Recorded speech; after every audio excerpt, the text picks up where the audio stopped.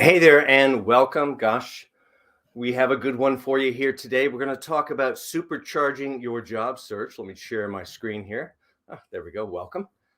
And gosh, we have a wonderful series that kicks off today. So, depending on where you are in your job search, we're now in 2022. We're in the middle of this pandemic, and we have a lot that has to be accomplished in correcting our story, in correcting our outreach, how our brand is positioned so others are attracted to us. And we're going to start that off today. Here's the whole list of what's coming up both this week and next week. All of these are at 11 a.m. I do want to point out those three in white are the Ask Self Recruiter sessions. Those are the live Q&A. So if you're not getting your questions answered, send them in. Send them in to ask@selfrecruiter.com. That's simply ask@selfrecruiter.com. And we will include the very, very best ones in each session. Now, as we get going today with supercharging your job search, I want you to think about how you control your job search. Most of us forget very quickly that it's a sales process. We look at it as a task process. We tend to sit on the internet looking for job postings, which is not a very good use of our time, at least from my perspective. Should tell you, John Crant, author, career coach, and speaker, resume and LinkedIn guru as well. But everything I'm teaching you in this series is my opinion. It is what I have learned on a desk as a recruiter, solving all of those problems that my superstar candidates have to make sure that they were getting seen, to make sure they were getting their job offers. Now I'm really teaching individuals how to do it for themselves. A lot of the ideas are in my book. I think it's a great book. It's over on Amazon. It's on my website as well, over at the New York Public Library, usually on hold, due back on loan to another branch, but lots of great secrets in there as well. Couple other resources before we get into today's content.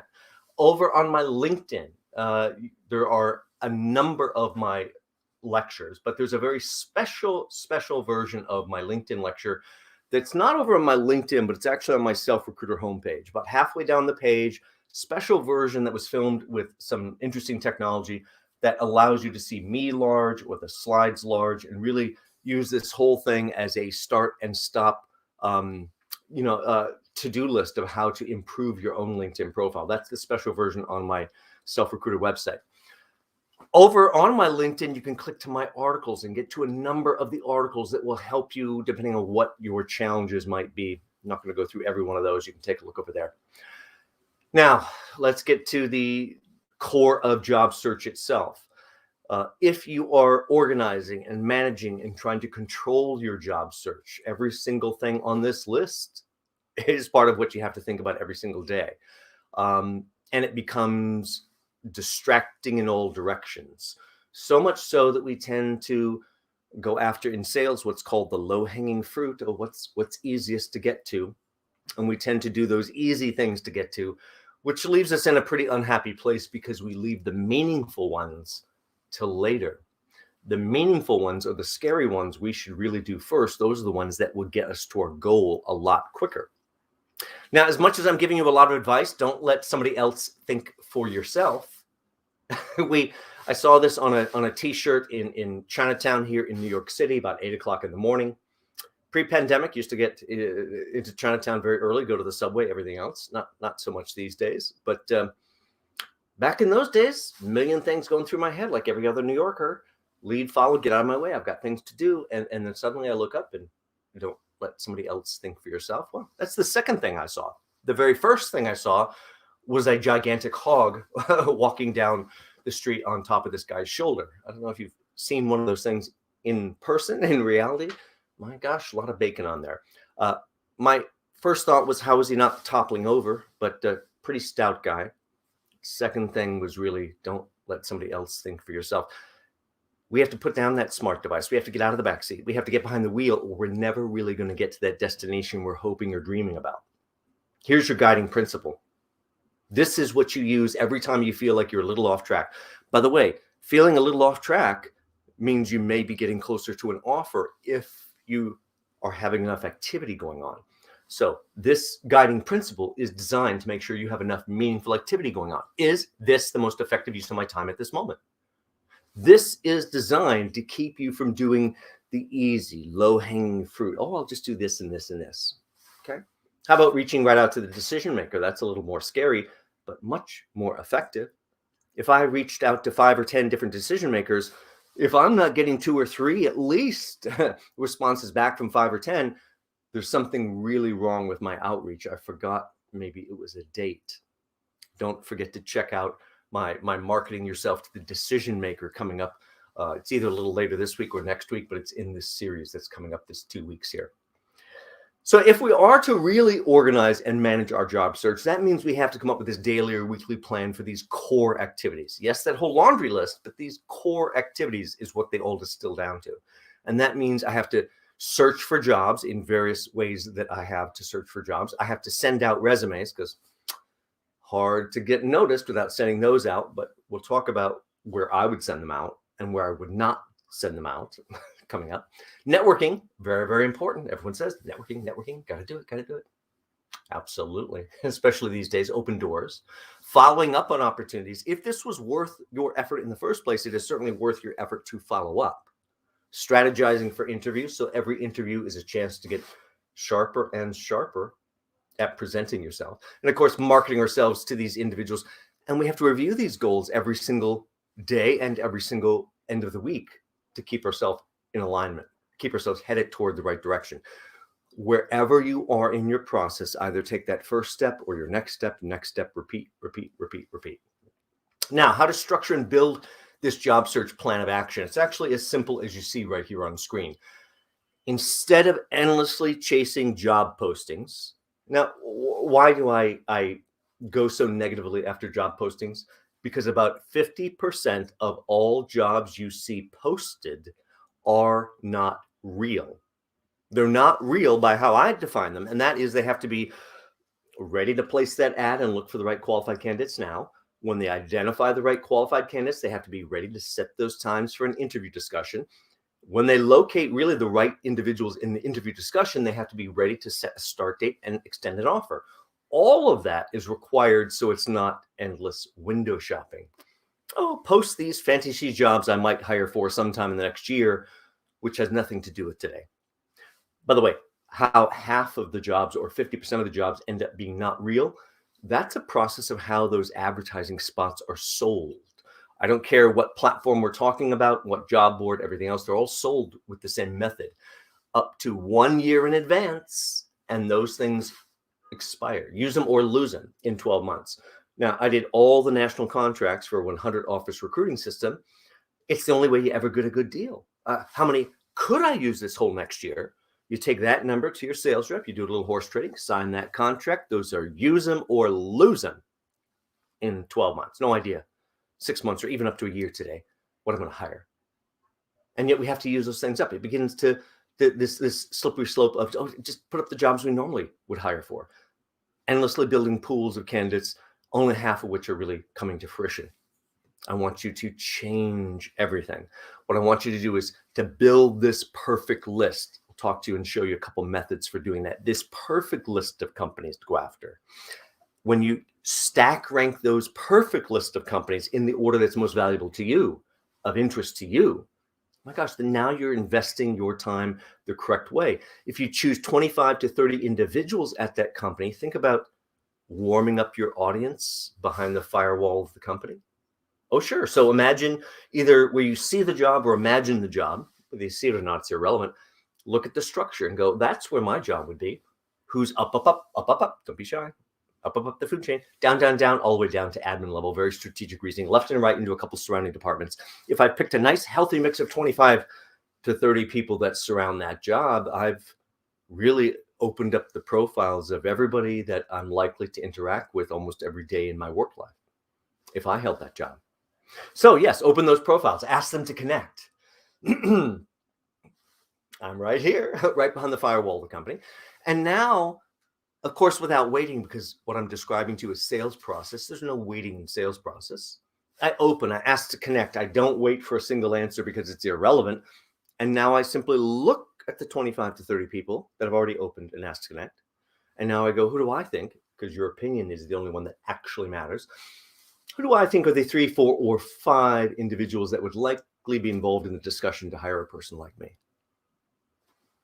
reach out to each one of those individually as if they're the only person in the world. Dear Jack, dear Jim, dear Jill. We're going to go through the whole script coming up. Book a meeting and repeat. Sell, sell, sell. Your job is to book as many meetings as possible. The goal in job search is to have enough outbound activity that you are accomplishing booking one new interview per week. Oh, I know that's a very tough goal, but that has to be the goal. If that's your goal and you're juggling enough organizations that you're approaching at the same time, then you're very, very likely to be able to manage those processes to get multiple companies to make you offer at the same time or very close to the same time. Your job search is a sales process. We can't think about that, but it's not simply that easy. We have to think about the broader perspective. Everybody's sitting home hitting that darn button. Doesn't usually say apply, usually says submit until we're so submissive like a Friday night, waiting for that phone to ring. It's going to ring, it's going to ring. Telemarketer, when it does, leaves us in this unhappy place we've already visited. The process of taking back control is becoming a self-recruiter, becoming this one great recruiter that looks after one great candidate, which is you. That means we're going to network in a very different way. That's really LinkedIn, so be sure to watch that LinkedIn lecture. But also it involves keeping one eye on the toughest competitor imaginable. It's 4, 5, 6 people that would scare you out of applying for the job. Oh, they're going for it. They're going, oh, forget it. That person, we can beat those perfect people very easily. By the way, have you met one? I don't think I've met one yet. And I like to think I'm perfect, but no one's perfect. The state of being a human being is being defective, being original, being unique, warts and all, a little blemish covering, all that kind of stuff, lighting, everything else to improve things. But that's the nature of being a human being. So you can beat these perfect people with a little strategy, a little planning. If you stick your head in the sand, they're going to beat you every single time. This is problem solving. Job search is a sales process. That means we have to have intense problem solving because the most important projects you've ever worked on took a lot of problem solving. Well, this is the most important project you've ever worked on. Let's get down to creating the plan itself. I'm going to devise the organizations or steps or select those, I guess is a better way to say that. Sure. So I'm going to have to think about where I really want to go. What are the most valuable companies? Who could improve my brand? Hopefully it's a little bit greener pastures, but you know what? It's not too many greener pastures, too many places. What I want you to think about is what brand value does moving to that organization add to your brand? Your brand needs to endlessly be elevated with every single move. Select the organizations or companies. If you need me to connect those dots, if the person sitting left or right from you, the random person, has never heard of one of those companies, that is not the right company for you to go after. Yes, they might provide you a job, but it provides you nothing long-term to build your brand. Better and better brands will reach a stunning point on your resume where they pick up your resume and they go, oh, they all hired you? That's the effect of moving to absolutely stunning brand after absolutely stunning brand after absolutely stunning brand. The disbelief that all of these stellar orgs and I could get you, I could hire you. There's the value of the branding. Devising the steps needed. Well, I mean, what John's saying is not really possible. Come on. But if it was. Okay, for a moment, if it was, how do I line the sun, the moon, the stars working backward to devise the steps needed? Give yourself permission to think a little bit like a Sherlock Holmes, a little bit like a detective. Not that difficult working backward to devise steps. Those things seem to work pretty well. Okay, discover the decision makers. Well, we'll teach you exactly how to do that today. You don't have to think about that one. Easy one. Overcome the objections. I'm sorry, what was their title? Decision maker. You know what their job is? To object to you, to see how you overcome the objection. Get a meeting and dazzle them. Either have them give you that job or create a job for you.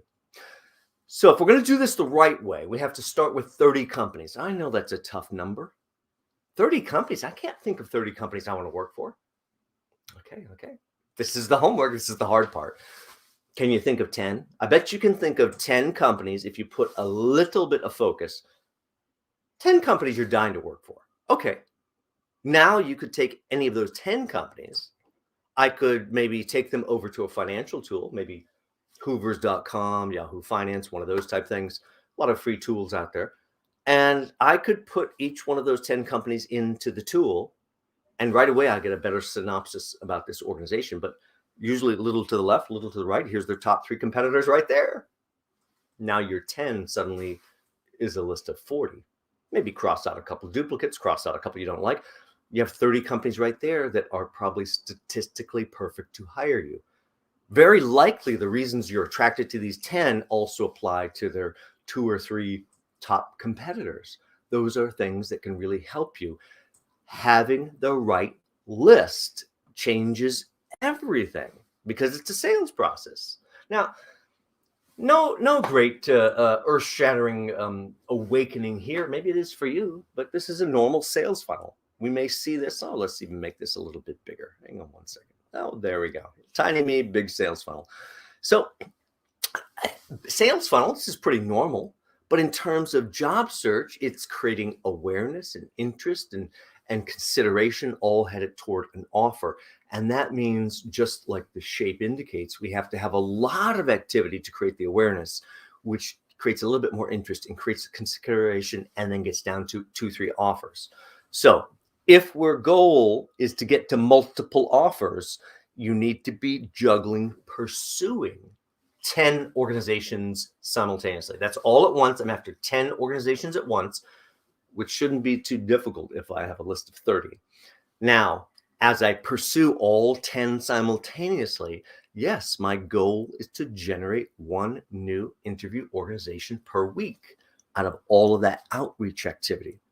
So what am I going to do in actual steps? I'm going to connect with people. I'm going to use LinkedIn to warm up my audience.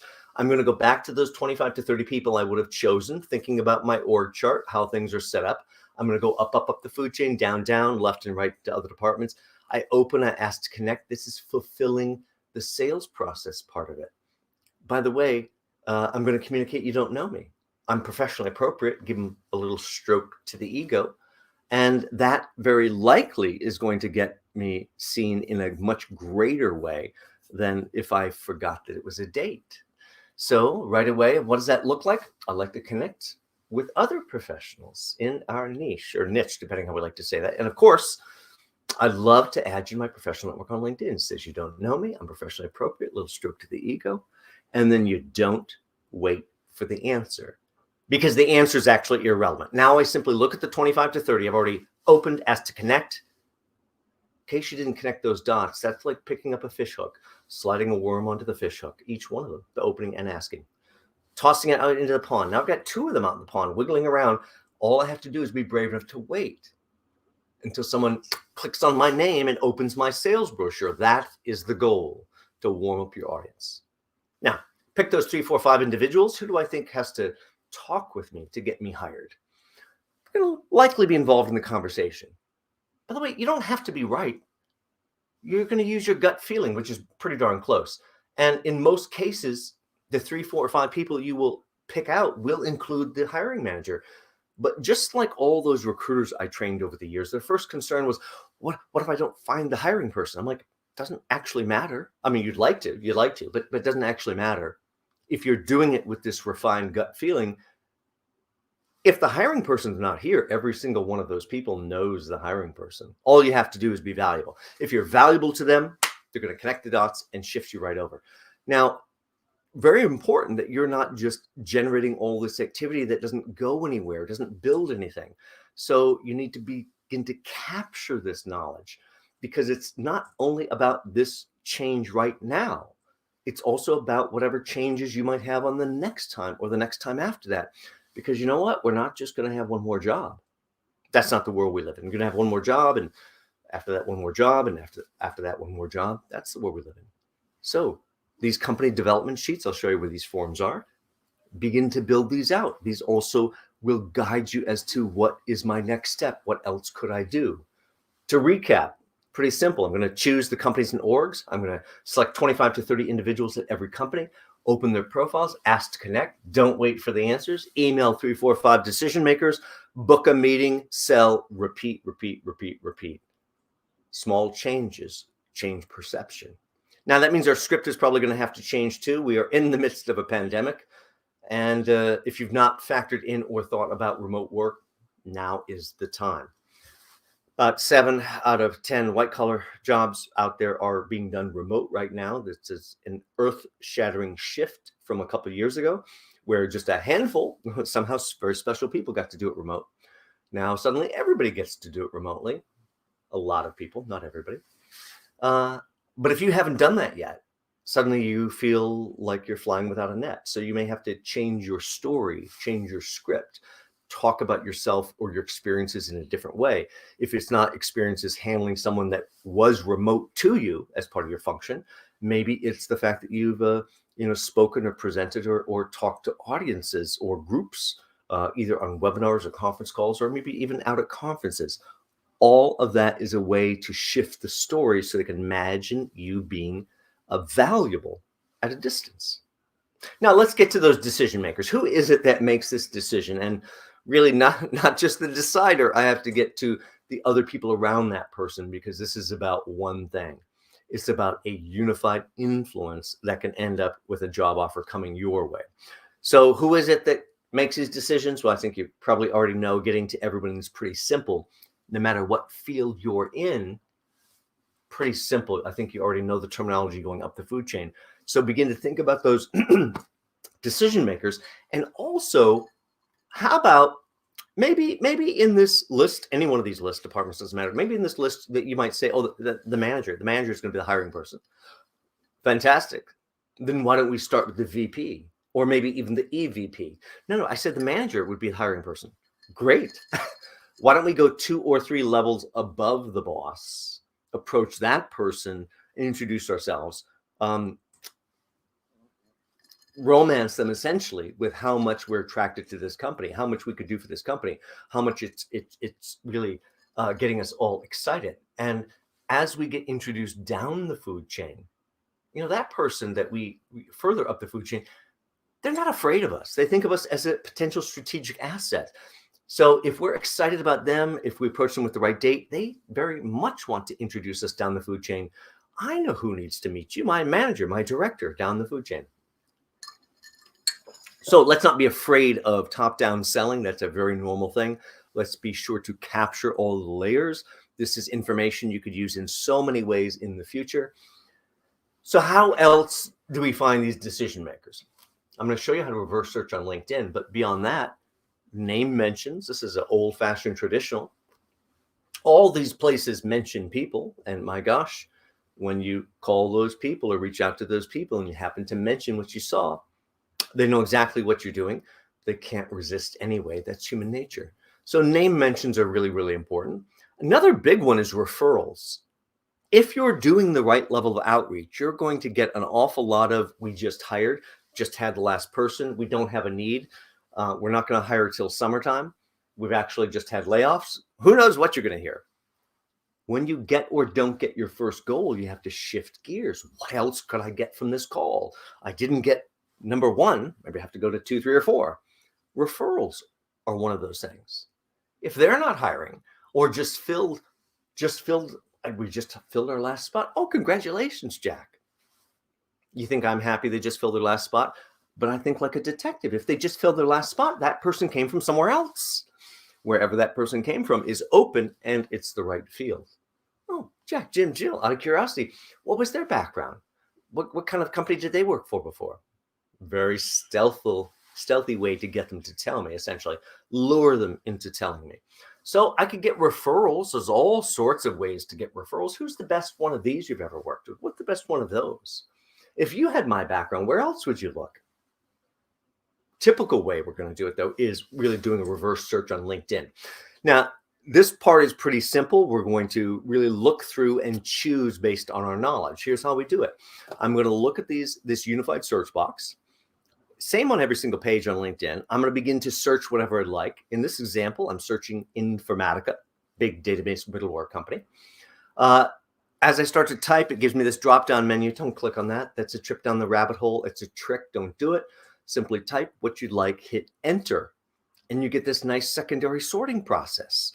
This other thing that I'm here. Now, in reality, I am here to look for the Informatica employees, but as long as I'm here, aren't there other companies that I should be aware of that I might have missed out on? So My gosh, these other companies that I might have missed out on, I can go look at other companies. Companies should be here somewhere. Oh, there it is. They just hit it right over there. Companies, show me all the companies. What do we get? 34,000 companies. That's a lot of companies. Now, I see everyone on the list here in view is Informatica something or other. But further down the list, it stops being Informatica. What are all the rest of these 34,000? Well, it used to be my field, I can tell you. Everybody further down on this list, those are all people that either install or resell Informatica software. If I am right for any one of those system integrators on this list, I'm right for them because I'm right for Informatica. Statistically, it should be a very, very good match. Some of them may be a little off base, but many of them will be just right. Let's go back over to finding people because I'm really here to find people. So now I go, well, I got some companies to think about, but let's go look at the people in Informatica. Click on people. And what do I get? 2.5 million. Cold and in the ground before I get through that list. I should mention I only use the free version of LinkedIn. You should use whatever you'd like. I get a lot of value out of the free version, and everything I'm teaching you today, you can do on the free version. 2.5 million, I cannot look at 2.5 million. So let me think. I'm going to have to think. Maybe, yeah, I don't need them all over the world. I need them really in the US. And by the way, I don't need them working for Informatica 3 years ago. I need them working for Informatica today. So really US, really Informatica, 1,615 results. Getting better. I can't look at 1,615 results either. They'll cut me off, so I have to think a little more. Even on the free version, VP. I think it's a VP that's going to hire me. Really US, really currently Informatica. What do I get? 75 VPs. A lot of chiefs in that company. Maybe it's a director. I think it's a director. Really US, really Informatica. They're probably going to hire me. 228 directors. I'm going the wrong direction. Oh, I have it. You know why I have it? Because it's problem solving. The problem solving nature of this drove me to the fact that it's going to be a sales director, really US, really, maybe right in New York City. Why just US? Even on the free version. And suddenly I get to 3 sales directors right within New York City. Perfect people that I should be introducing myself to. Now, I did say 3 to 5 and 3. Okay, I got to the minimum. But if I got to 5, my odds would be better. So could I put my thinking cap on a little bit more? Maybe there's a sales VP I'm missing, really greater New York City. I mean, why do the whole US? And maybe Informatica currently 2 sales VPs. Excellent. Now I have 5 individuals. Now I can approach 5 individuals along with the 25 to 30 I would have opened up naturally. Now, along the way, I'm going to get these nice connect little messages, and I want to connect, but then I get this send in mail. Before you ever send an in-mail, I hope you understand what it is. It is spam. The literal definition of spam. It is paid email. Please do not send in-mail. I have an inbox, message box on my LinkedIn system, jam-packed, stuffed full with well over 1,000 unopened messages, complete, utter nonsense, endless marketing to me, and a few really good messages that get lost along the way, all filled with nonsense spam. Do not send in-mail. Send them a direct email. Or connect with them directly, which is so exciting. Look at that. Even though I load Nick's profile, they still frustrate me with the send in mail. But if I was just sharp enough to click the ... they've just hidden it behind the little bush. Oh, I'll just hide that over here. They'll never see it. They'll never see it over here. There it is. Connect.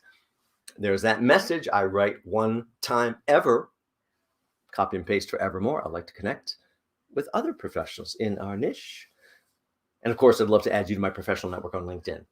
All of it then gets captured, just like we talked about. We capture it and we think about, what did I do first? Did I connect? What can I do next? What's the next step? How do I take my process further?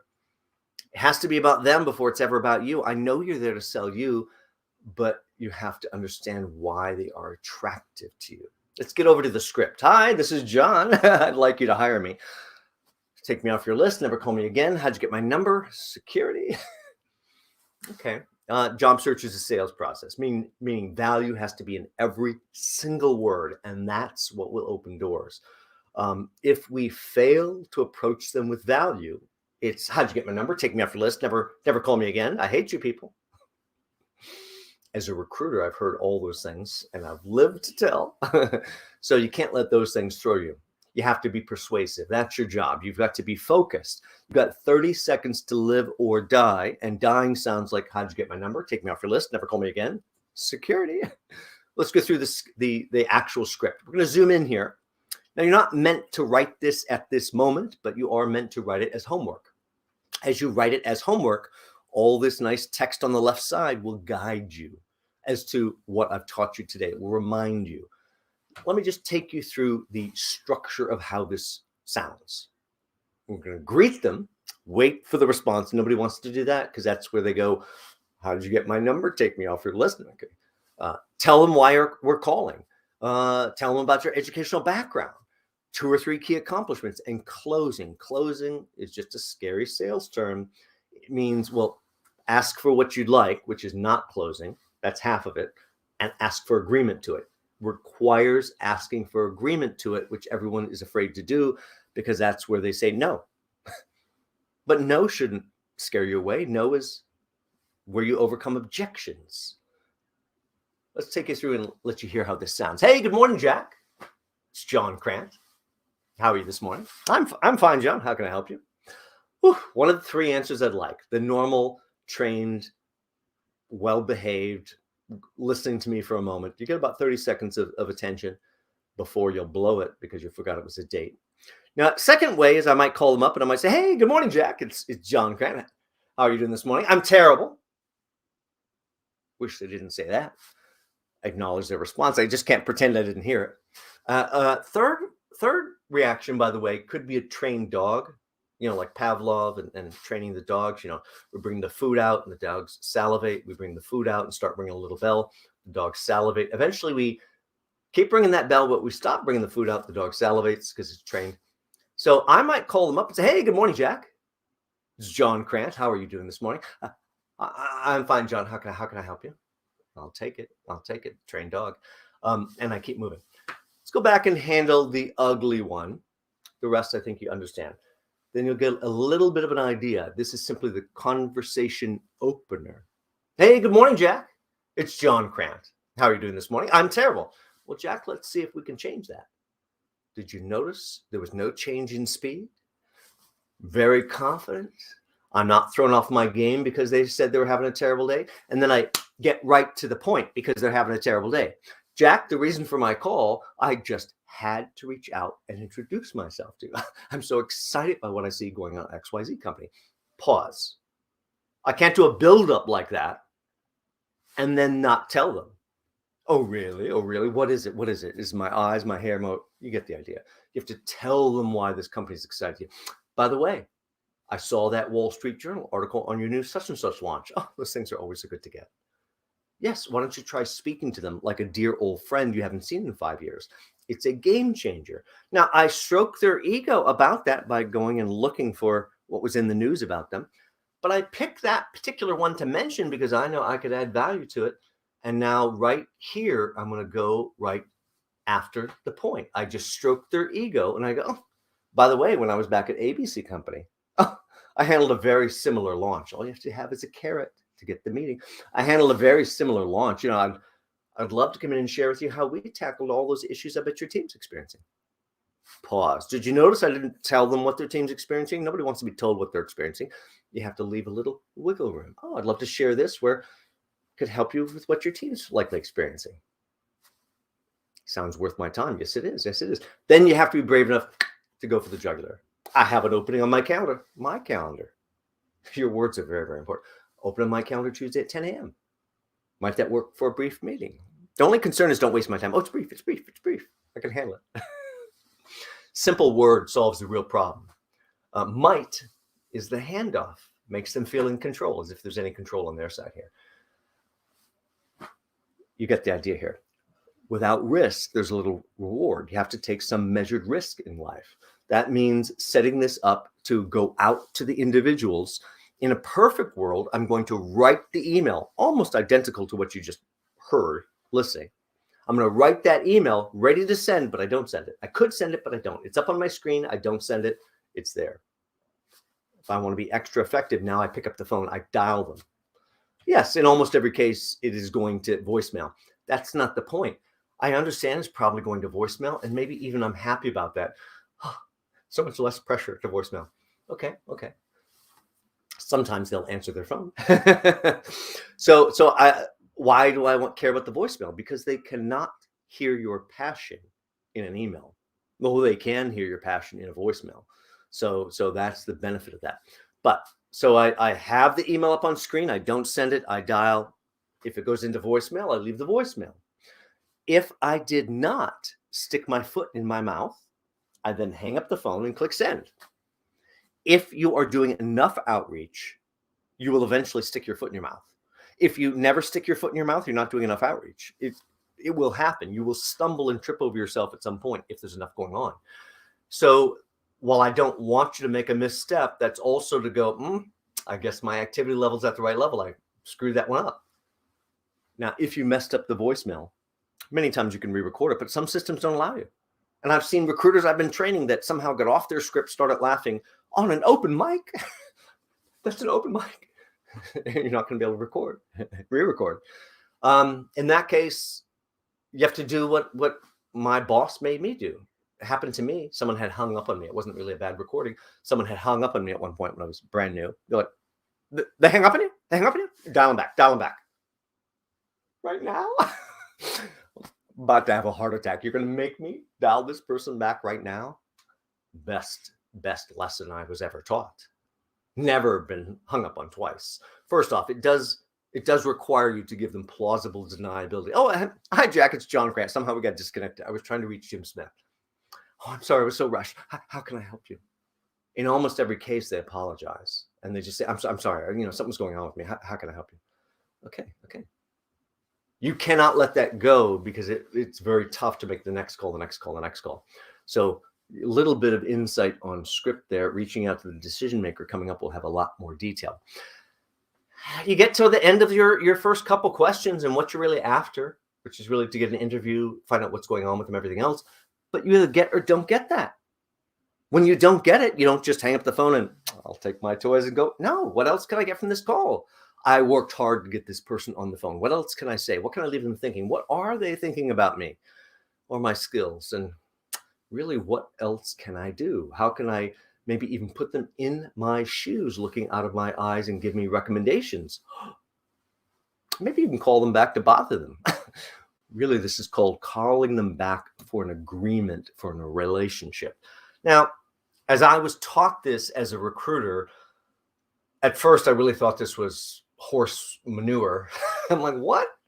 I'm going to ask them for an agreement for a relationship? This sounds like hooey to me. I'm like, what kind of clown would fall for this? And then as I started to do it, I realized why it worked and why it's valuable. These key managers that you outreach to live in a bubble. You believe they're in touch with everything going on in the industry, but they're in touch with a few things. The rest is a bubble where they're constantly putting out fire. So if you become an access point for vital industry information, oh boy, you get an agreement pretty quickly. That's positioning. Maybe as simple as this. Jack, from time to time, I'm not going to be wasting your time all the time. From time to time, I'll run into some interesting situation when speaking to others in the industry. Others just like you, or even better than you. It'd be helpful to run a scenario. Oh, I love scenarios. Run a scenario by you. In that case, would it be okay if I gave you a call for your opinion or advice? My opinion or advice? If something were to come up? Very, very important. I was shocked at how many people would agree to that because the light bulbs go off. Would I generally call these people back? No. In fact, you're going to call very few of them back. But even going through that process creates a tighter bond, chemistry. They'll remember you better. And occasionally you will call one or two of them back. But the whole point is not to call them back unless you have some strategic advantage. So don't burn out your assets. You got to manage that outreach. The point is to build trust and to sow value seeds every single time that you reach out. Maybe you segue at a last moment right before getting off that phone call that didn't go well or you didn't get what you want by putting them in your shoes. Gosh, Jack, I know with your background and position within the industry, you must hear things. Who do you know that's hiring right now? Or Jack, with your background and position within the industry, what am I missing? Where should I look? If you had my background, where would you look? Well, I'd look at XYZ. Oh my gosh, why didn't they tell me that before? not their job to think of things to tell me. It's my job to cause them to think of things that they're dying to tell me. That's all figurative little nudges in how you set up this conversation to make sure you're building some value in this relationship, even if they're not currently hiring.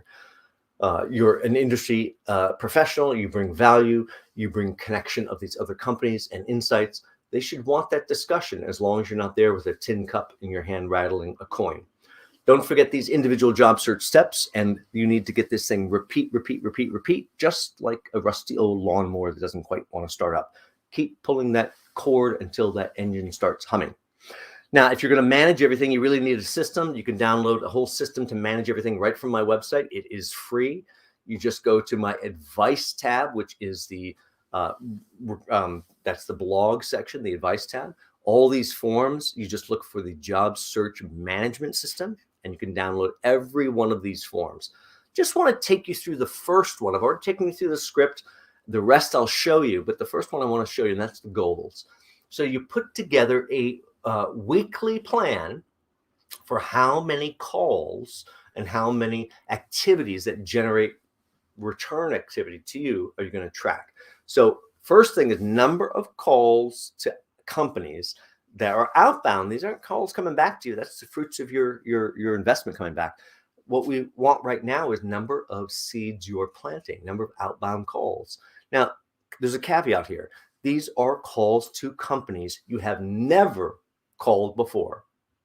Oh, I know you have calls from last week before that you have to follow up on. Absolutely. Those are calls too, but we don't track those. We track the new blood coming into our job search. It is probably maybe even 3 companies per week, because I have to open up 25 to 30 profiles. I have to choose the 3, 4, 5 decision makers. I have to have all those people to ask to connect. That's a lot of orchestrating times 3 companies times the follow-up from last week and the follow-up from the week before, and the follow-up spiral out of control very quickly. 3 companies is probably quite a bit. Number of emails outbound. These are outbound, not return emails, and these are to decision makers. So we should not be tracking ones going to HR unless you'd like to be hired in HR. And then it needs to be the ones going to the managers in HR, otherwise managers in your field. Number of calls. Notice here again, to HR, it's no longer bolded. To the ones in manager, bolded. Those are the important ones. Do you reach out and really capture their information, capture their attention? Out of all that activity, the number at the very bottom, you can kid yourself about most, number of meaningful conversations per week. 6 is probably, with a lot of activity, 6 is probably it. What constitutes a meaningful conversation? I extracted something of value. I booked an interview. I've discovered new information, discovered a new person, got a referral. You walked away, even if they were ugly to you, you walked away with some piece of actionable information to make your life easier. Top of this form, you sit down every Friday and have an epiphany moment where you have to be truthful. In my book, I talk about, if you'd like to be successful, you really only have to be honest with one person, and that's yourself. And I talk about the concept of being naked in front of a full-length mirror with only fluorescent lighting. Ouch. Because none of us look like those people in the magazine. Neither do they, thanks to Photoshop. But that fluorescent lighting really cuts through. You have to have an honesty moment. If you got a goose egg, if you got a 0, put a 0. It doesn't help you to fudge your numbers. Maybe 2 or 3 zeros will then encourage you to get 1. Over the course of 8 weeks, you're going to see a remarkable change in your outcome. The rest of the forms I'm not going to take you through, but you can take a look at each one of them. You can download and manage everything. Things to track the job opportunities themselves, the networking strategy, so your strategy itself in conversation is developing, the resumes you send out so you can actually follow up on those, interviewing strategies, so every time you book an interview, it's about sharpening your ability to present and sell, and of course the calling strategy as well. All of that is very, very important. Wherever you are in your process, take your first step or your next step and learn how to repeat. We have a lot of really interesting lectures coming up for the rest of this series, which completes the rest of every day this week at 11 a.m., then picks up again next week at 11 a.m. Don't forget to also look for the Friday versions of the Ask Self Recruiter Q&A. That is a 25 minute or so live Q&A. Send in your questions to ask@selfrecruiter.com. That's ask@selfrecruiter.com. And thank you guys for joining in. See you very soon. If you need help in elevating, positioning your brand across your resume, across your LinkedIn profile, getting ready for your next interview, all of my services are over on my Self-Recruiter website, just under the services tab. By the way, if you need to have a quick chat before you know which package is the right one for you, send me a quick email. We'll set up a time to talk. Thank you guys, and we'll see you tomorrow morning at 11 o'clock. Take care. Bye-bye.